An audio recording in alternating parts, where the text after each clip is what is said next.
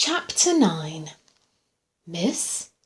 As Roger bent down into her face, Trish took an unsteady step back. Hey, are you okay? Yes, Trish murmured. Yes, that is, I made a mistake. What's that? Wrong person. She shook her head, still backing away from him. Wrong guard, wrong mall, sorry. Without waiting for him to respond, she turned and hurried away, pushing through the crowds, not stopping until she'd reached a south exit. As she burst outside and raced for the alleyway, she could see 4 different trucks parked along the narrow enclosure and the doors of several shops standing open. Delivery people were hurrying in and out of the stockrooms, carrying stacks of cartons, and a few of them glanced curiously at her as she paused and leaned against the wall. They're all looking at me. How can I do this when they're all looking at me? Trish walked away, her stomach churning.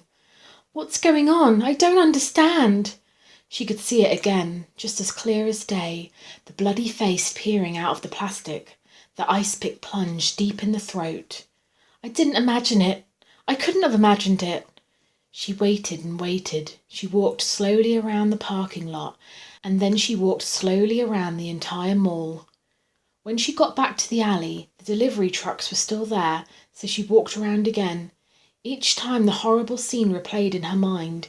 She fought down a fresh wave of nausea and forced herself to walk some more. I have to do this. I have to. When she reached the alley for the 3rd time, the doors were all closed and the trucks were gone. For a long time she just stood there, staring at the dumpsters lined up along the drive, watching the back of the gourmet shop. Finally, in a kind of stupor, she walked over to one of the receptacles and lifted the lid and peered down into the smelly bin. The dumpster was empty. Methodically, she went down the line, lifting each lid, examining each interior. All the trash had been picked up. There wasn't a trash bag left to be seen. Half relieved, half horrified, Trish let the last lid fall shut, then screamed as a hand came down on her shoulder. What the hell are you doing here? Storm Reynolds looked down at her in total dismay. Hunting for bargains? Trish stuttered. My friend Nita. The corner of his mouth twitched. You're looking for your friend Nita? She's hiding from you in one of the dumpsters. No. Trish backed away, still babbling. She lost something out here. Yesterday. She thought maybe someone threw it away. Storm folded his arms across his chest and stared at her. I see, he said slowly. And just what was it that she lost? Her gloves.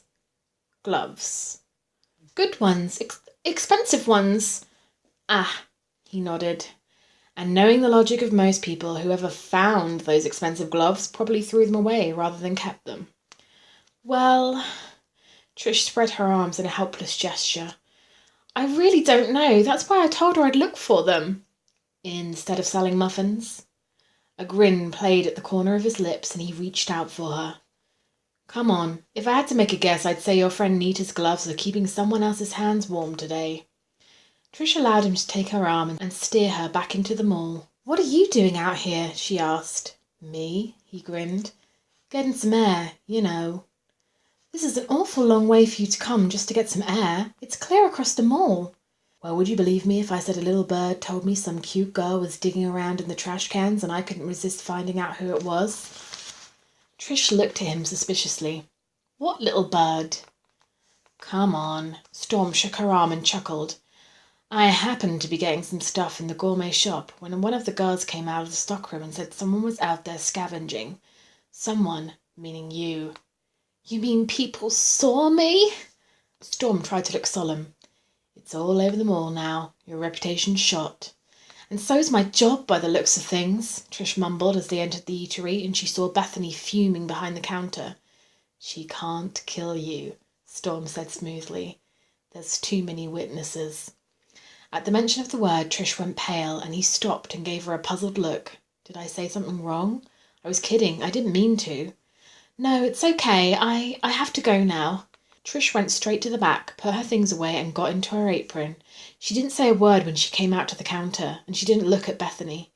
5 minutes went by without mishap, but as she turned to reach for a new supply of sacks, one of the bakers chose that precise moment to walk by with a fresh tray of muffins, and the two of them collided. To Trish's horror, the tray clattered onto the floor and muffins flew everywhere. "That's coming out of your paycheck," Bethany snapped, hovering over Trish as she knelt to retrieve the damage. "Being late to work, being careless, I promise you that's all being written up." "It was an accident," Trish mumbled, close to tears. "I didn't see—" "And antagonizing management," Bethany broke in. "And let's not forget being rude to customers."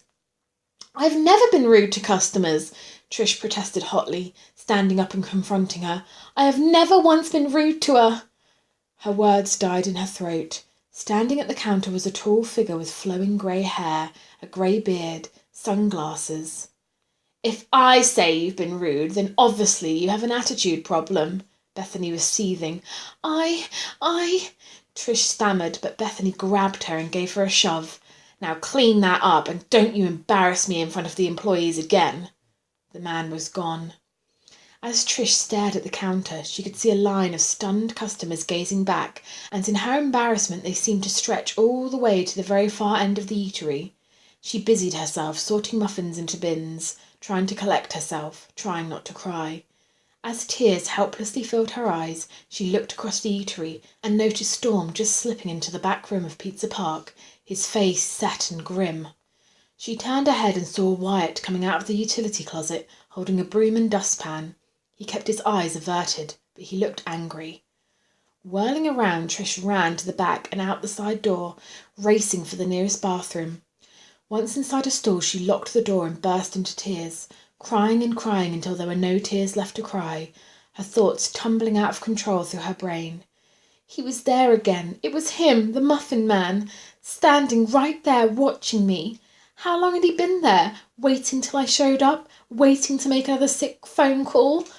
How could Bethany have done this to me? I hate her. I hate her so much. How could she have humiliated me in front of everyone like that? The whole food area. It might as well have been around the whole mall.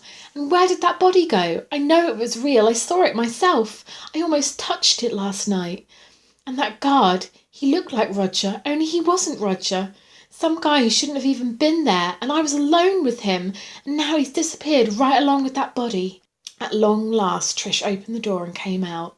She turned on the water full blast and splashed it over her face, again and again, until her heart began to settle back into her chest and her breathing was normal once more. "What am I going to do?" She leaned forward over the sink and stared at herself in the mirror, feeling horribly sick yet strangely detached. "I can't tell anyone. I wasn't supposed to be there last night. They might say I sneaked into the mall. They'll arrest me for breaking and entering. They'll think I'm crazy, or worse, that I'm making everything up. A guard that doesn't exist, a body that doesn't exist." Getting a hold of herself, Trish pulled some paper towels from the dispenser and pressed them tightly to her face. "I can't say anything, not to anyone. So what do I do in the meantime? That guard, whoever he is he here today, watching me? Working somewhere in the mall? And wherever he is he the one who killed that girl? And did he really get rid of her body? Or does he still have it with him?" For one moment she actually tried to argue herself out of everything, tried to convince herself that she was just having a bad day, that the grey-haired man was really a nice guy, that the phone call in the parking lot had been for some other Trish, and it was just a silly coincidence, that whoever she'd been with in the stockroom last night really was a guard, that Roger had just made a mistake about the night shift, that the body was only a mannequin, and someone had been trying to play a cruel joke on the guard. Because suddenly it was just too terrifying to consider the other possibility, that she had walked right into a murder and interrupted the killer while he was trying to hide the body. So he knows who I am, where I work, where I live, how long I'll be alone. He even knows there's no man at my house, just a mother who's out of town. Oh, how could I have been so stupid? She couldn't stop berating herself, and she ran back into the bathroom stall and got sick. It could only be a matter of time now for him to find her house, to discover where she went to school. Murderers were so good at that sort of thing, weren't they? When there were witnesses to get rid of. Stop it! She'd drive herself crazy at this rate, going over and over things, trying to make sense of them all. The thing is, he didn't kill you. You were alone with him, you found a body, and he tried to get you out of there. Trish stood in front of the mirror again, frowning at her reflection. It would have been so easy to get rid of her if he'd had that in mind. She didn't doubt that for a second. So why'd he let her go? Nothing makes sense. Absolutely nothing makes sense. I really am losing my mind. I really must be having the very worst kind of nightmare. Just to satisfy herself, she gave her arm a hard pinch and then cried out in pain. Trish, are you okay? Sniffling, Trish stared into the mirror and saw Imogen's reflection behind her own. Oh, Imogen! She dabbed hastily at her red, swollen eyes. I didn't hear anyone come in. What are you doing here? I'm on break. Imogen watched her closely but asked no questions. I went by to look for you and they told me you were upset.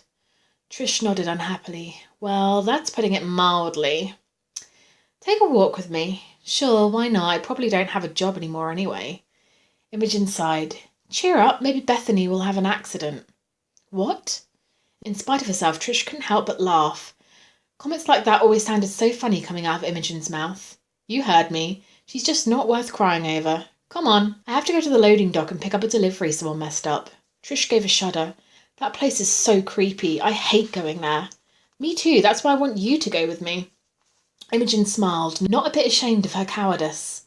The loading docks were located in the oldest section of the mall. To reach them required travelling a complicated series of underground passages and tunnels that seemed to wind forever, but finally came out into the huge warehouses on the west end of the property. Trish had been there only once, on a quick tour for her first day of work, and had hoped never to go back.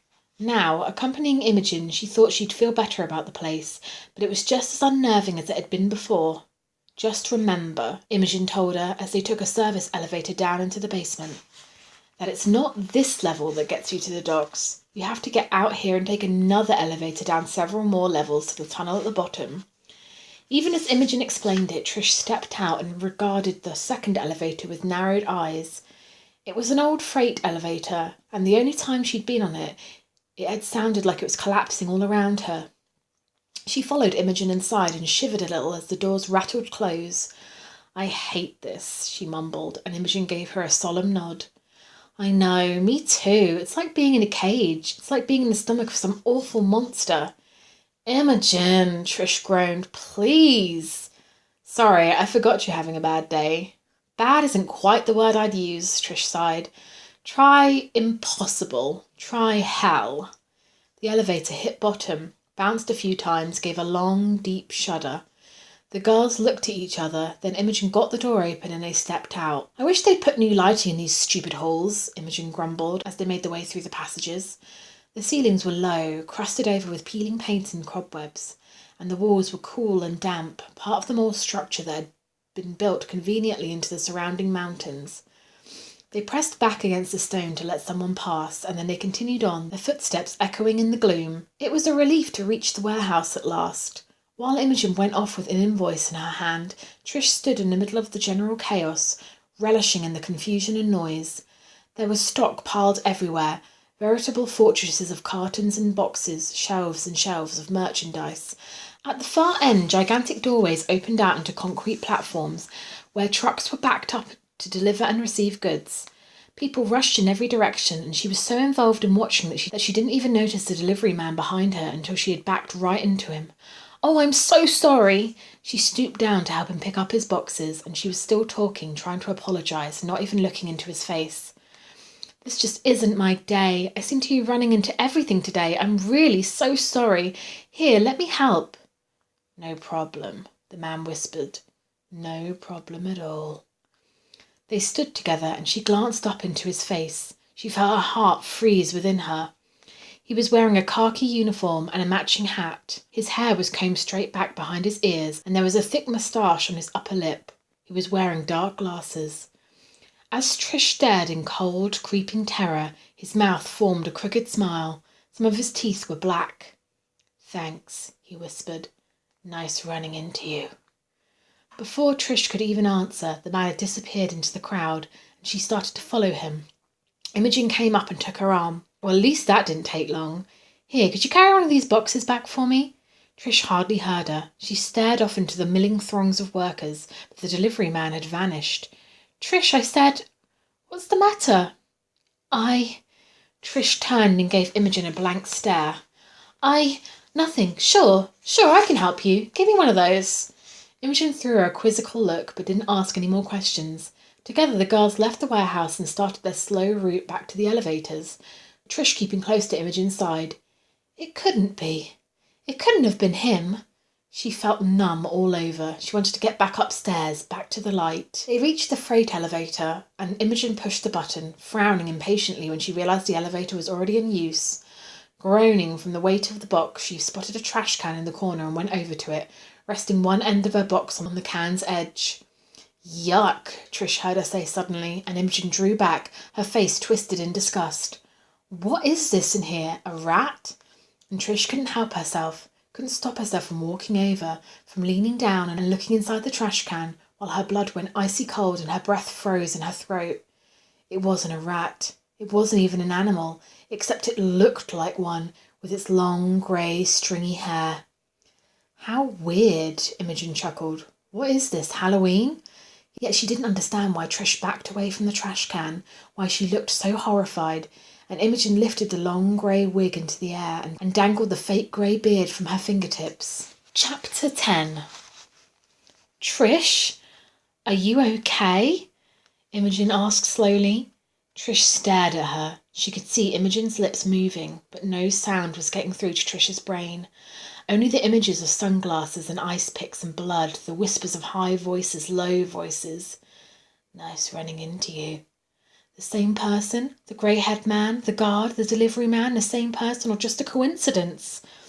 Trish? Imogen had hold on her arm, shaking it gently.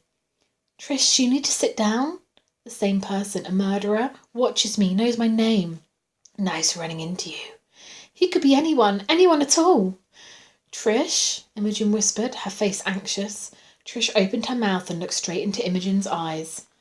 I'm okay, she mumbled. I felt dizzy for a minute. Come on. Imogen picked up her box again. Don't carry that if you're not up to it. We can kick it into the elevator and get someone to help us upstairs. Don't be silly, Trish mumbled again. I'm fine. Imogen sighed. I believe it. They rode to the basement level in silence, and they got to the main elevator. Trish held the box close to her, as if it might protect her from invisible dangers. He could be anywhere. He could be anyone. Imogen, she said at last, as they stepped off the elevator and proceeded through the main level of the mall. Do you remember last night when you were talking about the mall, about shoplifting? Imogen nodded. Yes, I remember. And you started to talk about one of your theories? But no one wanted to hear it, Imogen added matter-of-factly. As usual, I remember. Well, I want to hear it. What were you going to say? Imogen paused, giving a loud sigh. Damn, they started working on all the escalators again. We'll have to take the stairs. She headed in another direction and cast Trish a pensive look. Only that there's probably nobody who really knows all there is to know about the mall. When you consider how many times it's been renovated and rebuilt through the years, it was one of the very first malls, you know. And there are probably all sorts of hidden rooms and passages that new builders never found out about. So you think that ties in with the shoplifting? I think it makes perfect sense that there could be a ring of shoplifters working right here in the mall. And I mean right here in the mall. They could be working out of hidden tunnels and storerooms. They steal things, but the reason the alarms never go off is because they probably steal things from the inside. There are probably a million secret ways to get into these individual stores and then transfer the stolen goods right into the loading docks. For all we know, there could be other ways out of this place, besides the loading docks. It's a totally inside job. She stopped, looking pleased with herself. It's a good theory, Trish murmured. These secret passages and stuff. Just imagine, Imogen went on, shifting the box in her arms, glancing seriously over at Trish as they walked side by side. They could crawl around in the ductwork, elevator shafts, tunnels, crawl spaces. The more I consider it, the more endless possibilities there seem. Trish closed her eyes, a slow shiver going from her toes all the way to her head. I don't think I'd like to consider those possibilities. And then, of course, they'd never be discovered, Imogen went on. They'd be so clever, of course, knowing all those secret routes. No one would ever find them. They could just steal things forever and ever. Her eyes shone behind her glasses. Quite a perfect plan, wouldn't you say? You can't deny the sheer genius of it. No, Trish shook her head. No, I can't deny that. So that's my theory, Imogen said emphatically. And there we are at the bookstore, and you still look very pale to me, Trish. I think you should go home. Maybe you're right, except I have to go back to the eatery and get my purse. And face the bitch, Imogen said thoughtfully. Just face her, Trish. Don't let her beat you down. I have a theory. Go ahead, Trish laughed tiredly, and Imogen smiled. This is only speculation, you understand. I've only picked up hearsay around the mall. She took a deep breath and plunged on. I hear Bethany's the most frustrated manager on earth and the biggest failure. Rumour has it she's worked at practically every store in the whole mall and failed miserably at every one of them. No people skills, total lack of communication. Really, such a waste. She's just not worth your having a nervous breakdown over. I'll try and remember that next time she mortifies me in front of the whole universe, Trish managed to smile. Thanks, Imogen. Of course. Imogen motioned Trish to stack her box on top of the other, then went into the bookstore. Trish stood there for a long moment, sighed, then turned to go back to work. What am I doing? She thought miserably. I can't go back there. I can't face all those people, all those other employees and the whole eatery, all the customers who heard. She remembered how Storm had looked going into the back room of Pizza Park. She wondered if he'd been there the whole time, or what part of the drama he'd actually come in on. Even Wyatt seemed to have just arrived in time to witness her humiliation. I should have sold tickets. Yet there was no avoiding it. She still had to pick up her purse and her coat, and she couldn't leave because she didn't have a car. Maybe Nita will get my things for me. That's what I'll do. I won't even give my notice. I'll just not go back there, and Nita can pick up my things when we go home tonight. Or maybe she can take a break and get my things for me right now, and then I'll have some money to go and get something to drink. Having made up her mind, Trish went straight into the boutique, relieved when she heard Nita talking from the stockroom and back. As she poked her head into the door, Nita looked up with a cheery grin. Hey, is it time to go home yet? I wish, Trish grumbled. Welcome to retail hell. These aren't customers in here. These are animals in clothes. Will you look at this mess? So far I've had 3 displays knocked over, a woman who insisted I refund her money for a dress that she spilled ketchup on, and... Nita, I'm quitting my job. You're what? It's a long story, Trish sighed. I just don't want to go back there right now. Can you get my things for me? What happened? Did Bethany go off in a deep end? I really don't like explaining it now, okay? Will you do it? Nita shrugged apologetically. I can't right this minute, but as soon as the dressing room's empty a little. She gave Trish a quick hug. Since Frida bailed out on us, we're short-handed now. I keep hinting to Pat that you'd be perfect for the job. Nita, I don't want anything to do with this mall, Trish said quickly. I just want to get out of here. What's wrong now? Nita began, but a customer came up just then with a question. I have to run. Where will you be? I don't know. Around? And Nita, Trish looked at her imploringly. Later, when you have time, I really have to talk to you. Nita's glance was half anxious, half amused. More phone calls? Not exactly, but it's serious. Nita's look changed to puzzlement, and she nodded. I'll find you then. She started past Trish, hesitated, then whirled back around, grabbing her friend's sleeve. Oh, I almost forgot. It's the most horrible thing. Trish eyed her suspiciously. What? That dress, Nita moaned. The beautiful white one. That was so you. What about it? Gone. What do you mean gone? I mean gone. Stolen. Disappeared. Just like that. It was here last night when we left, and when Pat was working this morning, someone came in and put it on the layaway, and it was gone. So you think it was... Honestly, Trish, Nita fumed, how could someone get out of the store with that dress? They couldn't have worn it under a coat. It wasn't something you could just wad up and put inside a purse, for crying out loud. That was a lot of dress. A shopping bag, Trish suggested, some kind of tote bag? It would have beeped at the door, Nita reminded her. All our clothes are coded to do that. No. She shook her head, bewildered. It's a mystery to me and such a shame. Like I said, that dress was made for you and only you. Trish nodded and left the store. Imogen's theories clicking off in her head, secret passages, tunnels, ductwork. It wasn't that far-fetched, she concluded. Imogen just might have something there. But at the moment there were other things more troubling to Trish than a stolen dress, and she walked slowly, trying to sort them out in her head.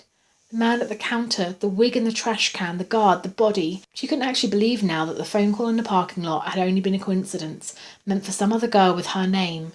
Once before, the calculating cleverness of everything chilled her, and now she felt even more fearful of what was happening. She felt more than ever that she should tell someone, and yet again it struck her how incredible it all sounded, that she had absolutely no proof that things were all confused and mixed up. How could she go to the police with nothing that made any sense? They'd be just like that smug security guard she'd gone to help for after the phone call yesterday. They'd patronise her and laugh and call it some crazy teenage prank.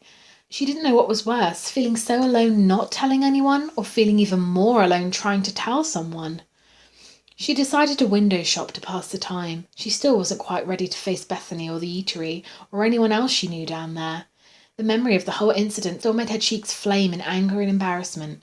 She went up to the 3rd level of the mall and contented herself strolling slowly along the walkways, stopping to examine the window displays, reading every sign. It was just mindless work, and she didn't have to think about anything, and after a while she began to feel calmer. Children's clothing, sportswear, toy store, computer wear, furniture, golf shop, health food, office supplies. She walked slowly, staring at the people, slightly mesmerised by the colours, wondering idly what she should buy if she had the money. It's because I'm so unhappy and confused about everything. It's because I'm so mixed up. The delivery man in the warehouse was a real delivery man. He'd never seen me before. He was just teasing. He didn't have anything to do with the guard or that wig or... I have to stop this. I have to stop this right now. If I don't stop this very minute, I'm going to be seeing psychos everywhere. Every sales clerk, everyone in any kind of uniform, every single shopper in this stupid mall. Rounding a corner, Trish saw a vacant store on her left, obviously in the early messy stages of a remodelling. Grey plastic had been thrown over the doorway to discover curious onlookers, and the huge display windows on either side were empty, their glass streaked with grime and samples of old paint. Slowing down, Trish stared at the entrance. She couldn't hear any sounds of hammering or sawing from inside, no voices of workmen. Maybe no one had even been working here today. Maybe the store had been empty and silent all day long. What a perfect place to hide. What a perfect place to watch from. From some remote part of her brain, Trish felt her feet moving forward. She was just outside the doorway now. All she had to do was open it and go in. She could hear shoppers passing behind her in the walkway. What am I doing? I don't really want to do this. I don't really want to know what's inside here. Besides, I can't do it now. Everyone can see me. Someone's bound to stop me. Her hand went up slowly, up to the plastic. She felt the stickiness of it and she started to push it aside. Without warning, the door swept open and Trish stared in shock. A huge workman stepped out, his hard hat tipped down towards his nose, a pair of goggles fastened loosely over his eyes. "Well, well," he grinned, "what do we have here?" Screaming, Trish turned and ran, shoving people out of her path, trying to lose herself in the crowds. In her mind, she could hear him coming after her, heavy boots thudding on the walkway. Faster, faster! And she saw the escalator up ahead. She jumped onto it and started running down, totally ignoring the out-of-order sign. Halfway to the bottom, she forced herself to look back and then stopped. No one was behind her. No one had followed her on. She stood there then, on motionless threads, her grip loosening on the handrail. She could see people swarming below her, like so many ants, and again she looked towards the top of the escalator, just to satisfy herself one more time that she wasn't being followed. Breathing a sigh of relief, she shifted her weight and started down to the next step. There wasn't even a warning. As the escalator gave a sudden, violent lurch, Trish grabbed out wildly for the railing and touched nothing but air. Chapter 11. "I didn't see her, I swear." The voice drifted into fuzzy consciousness, and as Trish tried to go towards it, all she felt was a curious mixture of pain and numbness. "She was just there. I hit the switch by accident. We started the damn thing up and then we saw her falling." Moaning, Trish tried to move again. There was a low rush of sound, growing louder and louder as her eyelids struggled to open at last. She saw a whole sea of strange faces above her, and the roar was the soft, frightened murmuring from a crowd. What? She murmured. "Stay still," a voice ordered quietly just beside her. "Stay still and try not to move." She wanted to see who was talking to her, wanted to grab onto something safe and solid, wanted to scream, to cry, to run far away, but the pain was so bad and she was so confused. She shut her eyes and prayed that when she woke up it would all be just a horrible nightmare. "That's it," the voice said. "That's it, just stay quiet and don't move. You're going to be okay." And there were people in white bending over her, gentle hands going over her body. She wanted to scream, wanted to get away from them. She was so terrified. She forced her eyes open again and thought she recognised Storm, Wyatt, and floating behind them a pair of dark glasses. Trish tried frantically to scream, but the darkness swept in and covered her. Where am I? As Trish fought her way through the strange, soft darkness, her eyes opened at last, and she saw pale green walls and shadows, a strange room she didn't recognise. Starting up in bed with a cry, she immediately grabbed her head and sank back down onto the pillows. She tried to call for her mother, but nothing came out, and as she turned to get out of bed, she saw a call button pinned neatly against her pillow. I must be in a hospital. What happened to me? In a painful flash, it all came back. The workman stepping out of the abandoned store, her mad dash to escape, her flight down the broken escalator, and her terrifying fall. Her head was pounding now, and as she put up her hand to touch it, she winced with pain. There was a bandage on her chin, and her face felt stiff and sore. She tried to shift positions and realised that her body felt even worse. Pushing the button, she was relieved when a nurse came in almost immediately. "So you're awake?" The nurse seemed pleased. She took Trish's wrist and held it gently. "You had quite a fall, young lady. You banged yourself up pretty darn good." "Where am I?" Trish mumbled. "St. Luke's," the nurse replied, and there was a kindness, a smile to her voice. "We're just keeping you overnight to make sure you're okay." "What's wrong with my chin?" No beauty contests for a while, but Dr. Lane is very good with stitches. You'll be fine." "Stitches?" "You're lucky. You have a lot of other cuts. Not so serious, but you're going to be sore for quite a while. But other than that—" "It wasn't an accident," Trish mumbled, and she could feel the nurse's eyes on her in the darkness. "What was that, dear?" She put her hand to her forehead and shook it slowly. "Nothing. Where's my mother?" "You're quite the mysterious one, aren't you?" the nurse teased. "We couldn't find anyone who'd claim you. Just two practically hysterical friends. Nita, Imogen. Don't worry, they're home now, but we had to put up an awful fight to get them to leave. And what do you know, it turns out you're not really an orphan after all." "My mum, she's out of town. She's in Europe." "So we found out." There was sympathy in her voice, and Trish tried not to give in to it. "In the meantime, your friend's mother is going to be responsible for you." "Mrs. Hanson," Trish breathed out a sigh of relief. "So I can go home tomorrow?" "We'll just wait and see what the good doctor says." The nurse laid a cool hand upon her cheek. "I wouldn't be a bit surprised, though." "Thank you," Trish mumbled. "Thanks for all you've done." "Shh. Get some sleep now. You'll feel better in the morning." "Thank you." Trish felt like she was falling down a deep, dark well. She wanted so badly to hold on to the nurse, to her reassuring voice, to her strong hands, but something was pulling her down, down, like she'd fallen down the escalator and she couldn't hold on. She didn't know how long she'd slept this time. She only knew that something had awakened her, and she was jerked restlessly in her bed. She called for the nurse, but no one answered. In the darkness of her room, she saw shadows near the windows, and her eyes tried to follow them, but her mind was out of focus. She tried to sit up, but her body wouldn't let her do what she wanted. As her eyelids flickered shut, then opened, she sensed another movement, this one near the foot of her bed. As her eyes widened, she saw something, a tall, shadowy figure, and then she gave a little whimper of terror. "Don't be afraid." The voice came out of the darkness, a soft whisper, commanding yet gentle. It was a whisper she'd heard before. "Oh, God, no!" She gasped and tried to scoot back in the bed, but pain washed over her in a weakening wave. "You frightened me, you know. You frightened me so much. I looked up and you were falling. I thought you were dead." "Who are you?" She was trying so hard not to cry, but tears were filling her eyes, streaming down her cheeks in the darkness. "Why are you doing this to me?" There was a long moment of silence. When the voice came again, it sounded shocked and upset. You think I did this? That I could ever hurt you? Please go away." "How could I ever do anything to hurt you? You're my life. Do you understand? His voice trailed off. "My life." To Trish's horror, the shadow moved closer, swirling around the side of the bed. As in a dream, she felt her hand move towards the call button, felt only space upon her pillow. "It's not there, you see," the voice went on calmly. "I couldn't take a chance on someone coming in here, interrupting us. This is our time together. Our time." Gasping, Trish pulled her hand back and the figure seemed to shimmer.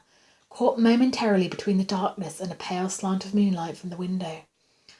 "I've been here a long time, you know, watching you. You look so peaceful when you're sleeping, your hair spread over the pillow, that tiny little pulse on your throat. You're so very beautiful." "I'll scream, I swear. I've been watching you for a long time. Not just here, everywhere." He was quiet a moment as if thinking. "You don't see me, but I see you." "Where?" she asked fearfully. "Where do you see me?" Again he paused and she thought he was going to answer, but then he went on as if he hadn't heard. "Oh, I know lots of things about you, Trish. What makes you happy? What makes you sad?" He laughed softly. "What makes you afraid?" "Stop it," she begged him. "Please, please, leave me alone." "I know how your eyes look when you laugh. The way your smile makes your whole face light up. And I know the way you smell, your perfume." "Stop it, please, stop it." "The way you feel. You remember, don't you, when you touched me? You were giving me change. Our hands met and you were warm, soft." Don't, she sobbed. "And that muffin, the taste of you still on it." She opened her mouth to scream, but suddenly his hand was there, clamped hard over her lips, and his whisper was loud and harsh, breathing into her ear. "Don't do that, Trish. Don't make any noise. Someone will hear, someone will come, and this is our time. I don't want anyone else to share it. If you don't be quiet, I'll have to make you stop. I won't hurt you. I could never hurt you. But I'll do something so you won't be able to talk. Do you understand?" She could feel his powerful strength, his rapid breathing upon her face. Terrified, she managed to nod. "Promise me," he said quietly. "Promise me you won't try to call anyone." Again she nodded. His breathing slowed, his grip on her face relaxed. "I have to tell you this, Trish, so you'll see how much I care about you. I have to tell you so you'll understand how much I love you. Or else, how will you ever know?" His hand pulled away. His shadow slid back into the corner, part of the other shadows already there. "I like the red sweater you wear sometimes," he said quietly. Trish squeezed her eyes shut, biting her lip, trying to hold back her cries. "You had it on the first day you came to work. It has a dark blue trim and long sleeves." He paused as if he was looking into memories. She could tell he was smiling. "And I like the way you comb your hair back into a ponytail sometimes. It's long and thick and soft. But mostly I just like it hanging down your back. Sometimes I imagine touching it." "No," she choked. "Please stop." "I know how you looked in that white dress," he said suddenly. "I know how you look in it and how you look out of it." Ice coursed through her veins. Again she saw herself in the dressing room the night before, remembered her feeling of being watched. The mirror. "Get out of here!" She was angry now, angry and horrified, and as she pressed the covers helplessly to her chin, she felt like he could see her, every inch of her in the dark. "I'll call the police, do you hear me? I'll call the police and I'll tell them all about you." "What?" He sounded amused. "What will you tell them about me?" "That you're hiding in the mall. That it was you last night. It was you, wasn't it, in the stockroom with that body?" "I'm afraid I don't know what you're talking about," he said smoothly. "Body? Stockroom? You must be thinking of someone else." "And that wig and the garbage can." He laughed. "What an imagination you have. I don't think the police would take you too seriously now, do you?" She was crying harder now, watching the shadow that hovered against the wall, praying he wouldn't come closer. When he moved away from the corner and touched the side of her bed, it was all she could do to keep from shrieking. "I've waited all my life for you, Trish. he whispered slowly. All these years, all these lonely years. He took a long, deep breath and moved closer. We're destined to be together, and I promise you it will happen. Soon, but not just yet. Not until everything is perfect. Someone will believe me. She tried to draw away from him, felt his hand brush over her arm. And they'll come after you. Oh, no, they won't, he said calmly. No one else has a place in our world, Trish. No one else. Just you and me. Soon, very soon, you'll see that for yourself. But in the meantime... His shadow pulled away again, hesitated near the window as if thinking.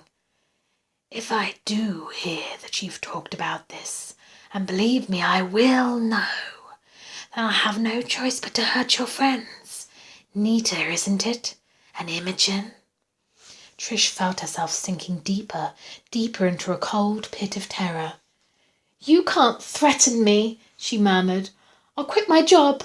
I'll never go back to the mall again. Imogen works in a bookstore, and Nita sells clothes at the latest trend. Trish stared into the darkness, dazed. His voice was nonchalant, almost bored. He could have been talking about the weather. You live on Woodfield, in a big white house with the blue shutters. Your mother is in Europe now, so you're alone until Monday night. Nita and Imogen live on Portland Road. When they drive, it's into the family station wagon. Do you want me to tell you the license plate number? Please, I don't understand. Trish could hardly get the words out. What do you want from me? Your love, was a brief sentence then. Your loyalty. His shadow whirled around, a dark, ominous outline against the window glass.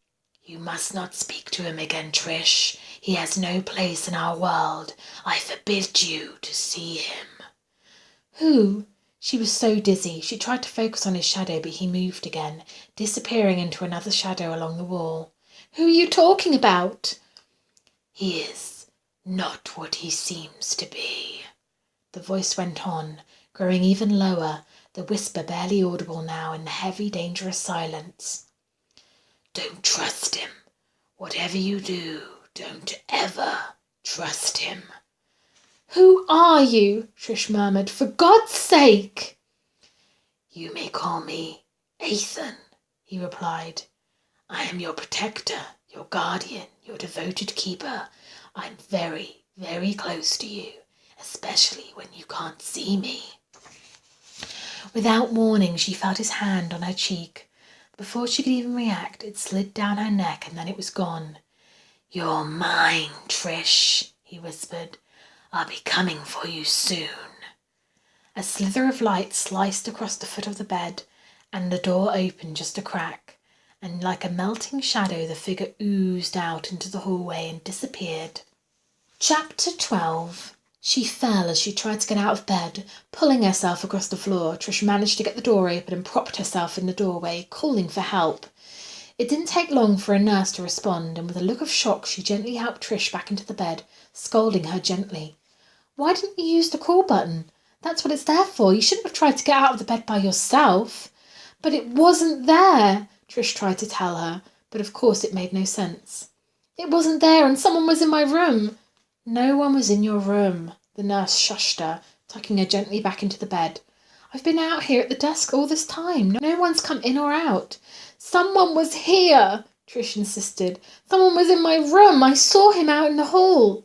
Okay, the nurse said agreeably, handing Trish a glass of water, coaxing her to take a small sip. Okay, if you say so. Tell me, what did this person look like? I don't know. Trish shook her head miserably. He was just a tall sort of shadow. Did he talk to you? Yes. And what did he sound like? I don't know. He was whispering, but it was awful. Shh, it's all right now.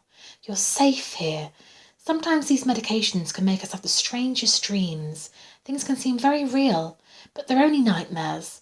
Look, I'll stay here with you for a while until you get back to sleep. Would that be okay? Trish nodded, hating herself for being such a baby. She wished her mother would come home and take care of her. She wished she'd never even heard of them all. She'd wished she'd never tried to run down that stupid escalator. She wished... What's happening? Everything was all jumbled up in her mind, a mass of fears and uncertainties and pain. She wanted to close her eyes and wake up in the morning to find out everything in those last few days was only a bad dream. The next thing she knew, she was waking up. Sunlight was streaming through the curtains and the room was bright and calm. Rubbing the sleep from her eyes, she groaned as her body rebelled in a surge of pain. She'd probably be hurting for weeks. She must have bruised every inch of herself when she fell. As she groaned and tried to turn over, the door opened and Nita's smiling face peeked through the door. "Nita, what are you doing here?" "Making sure you're still among the living," her friend teased, closing the door softly behind her. "They wouldn't let me see you yesterday, and I don't think I'm really supposed to be visiting now, but I had to see you. What are you trying to do, scare us all out of our minds?" "You don't know scared, Nita," Trish wanted to say. She managed to fake a smile instead. "I guess there just wasn't enough excitement in my life." She tried to shrug, but caught her breath in pain. "You know what a show-off I am." "Right." Nita gave her a cautious hug. "You look awful. You have black eyes." "Both of them?" Trish groaned. "How am I going to face people at school?" "You're not going to school, at least not today anyway." Nita drew back and regarded Trish with a critical eye. "Well, I take it back. They're only a little black. Anyway, Mum's coming by this morning to spring you. If the doctor says you can leave, I think you should take advantage of all of this and stay in bed and let Mum wait on you for at least a month." "That's so sweet of your Mum," Trish sighed. "I can't think of any place I'd rather stay. Did you get my stuff at work?" "Yes, and I really don't blame you one bit for not wanting to go back. I was talking to one of the girls you work with and..." "But I am going back," Trish said suddenly, and Nita stared at her. "What?" I said I'm going back. I decided not to quit after all." Nita looked doubtful. "After what happened with Bethany?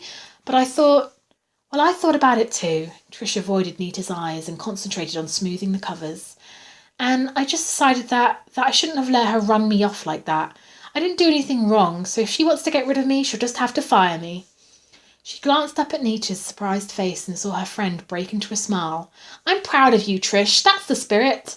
And I bet any one of those people who work there will back you up. They all hate her, you know." Trish looked back at her, feeling ashamed. "Quit thinking I'm so brave, Nita. If only you knew why I'm really doing this."